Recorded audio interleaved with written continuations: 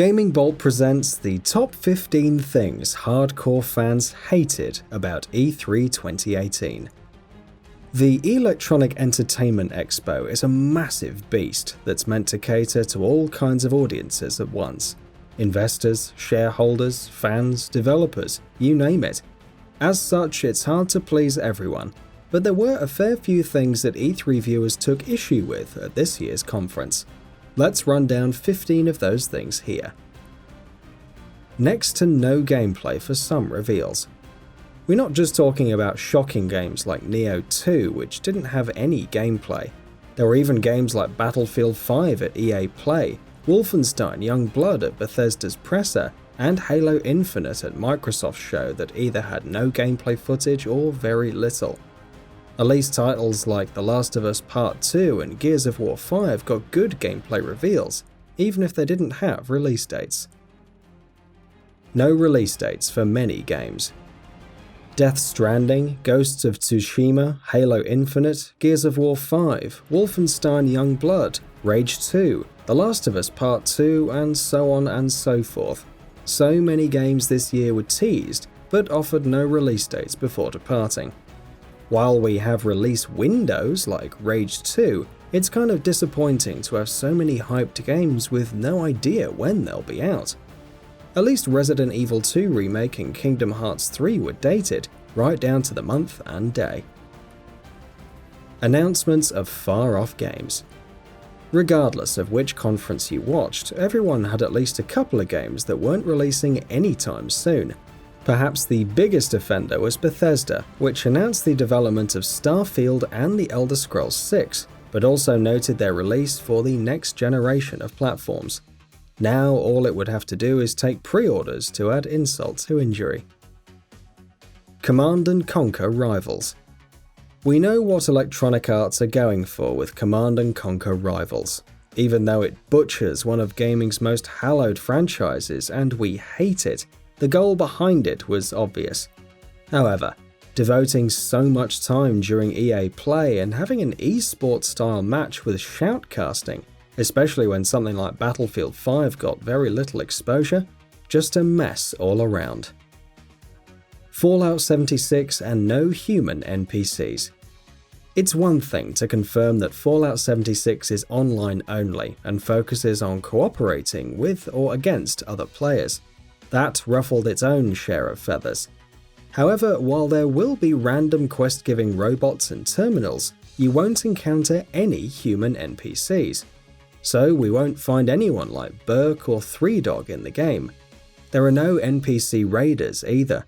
Honestly, while it kind of makes sense lore-wise, we're still kind of bummed about the whole deal.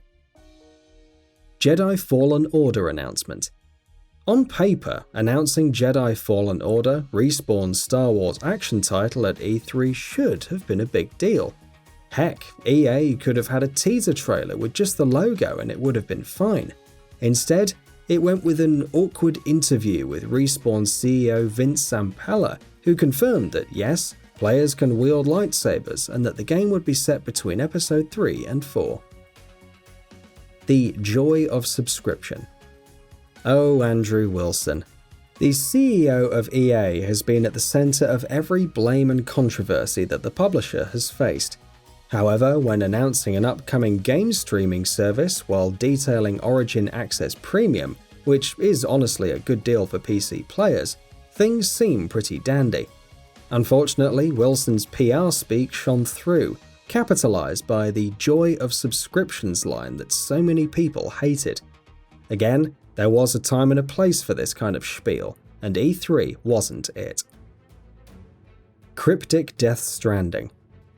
Kojima Productions finally dropped gameplay footage for Death Stranding. Hooray! It then confirmed that there would be not one but two major actresses, Léa Seydoux and Lindsay Wagner, part of the cast. Hooray again! Then we saw Norman Reedus walking around, bug-like things being eaten, the same mysterious creatures as before, and other cryptic terms being mentioned. Hooray? Well, we don't count on Kojima laying out all of its cards, but Death Stranding is going to have to explain itself sooner or later. Splinter Cell AWOL. Overall, Ubisoft didn't have a bad conference. However, amid the many missing games at E3 2018, the lack of Splinter Cell was felt the most. All of the teasing, Sam Fisher appearing in Ghost Recon Wildlands and voiced by Michael Ironside no less, all of it to lead to nothing? The disappointment was palpable, to say the least. No Metroid Prime 4, Nintendo had some really neat releases during its E3 2018 Direct presentation. We got almost half an hour devoted to Super Smash Bros. Ultimate and promises of Fire Emblem Three Houses, Super Mario Party, and much more. But really? Nothing on Metroid Prime 4? Not even some more teasers? Final Fantasy VII Remake absent. Speaking of missing games, remember seeing Final Fantasy VII Remake at Square Enix's presser? Neither do we. The last time we saw gameplay footage was the PlayStation experience in 2015. Now we know that development only recently shifted in-house, and that director Tetsuya Nomura has been providing a few updates and screenshots. But man alive, Square Enix, show us something new in video form, even a cutscene. Monster Hunter World missing. On top of everything else, where the heck was Monster Hunter World in any presser? Final Fantasy's Behemoth will be coming to the game, but that was confirmed in a separate video. That's too for the vague summer 2018 date. Furthermore, where was the information on the PC release date? Where was the announcement at the Summer Festival? There's still plenty of things to look forward to, but come on, Capcom. Sony's E3 format. While we have to commend Sony for trying something different this year, different doesn't always equal good. The presser started with the amazing composer Gustavo Santaolalla performing live. After some harrowing gameplay footage, we went to an extensive intermission. Then the audience shifted to another venue. Then we had another musical performance. Awkward transitions created via Media Molecule's dreams shifted us from one game to another. Many reveals happened after the live presser was over. Again, points for doing something different, but it could have been done much better. At least the games looked awesome. Awkward Just Dance opening.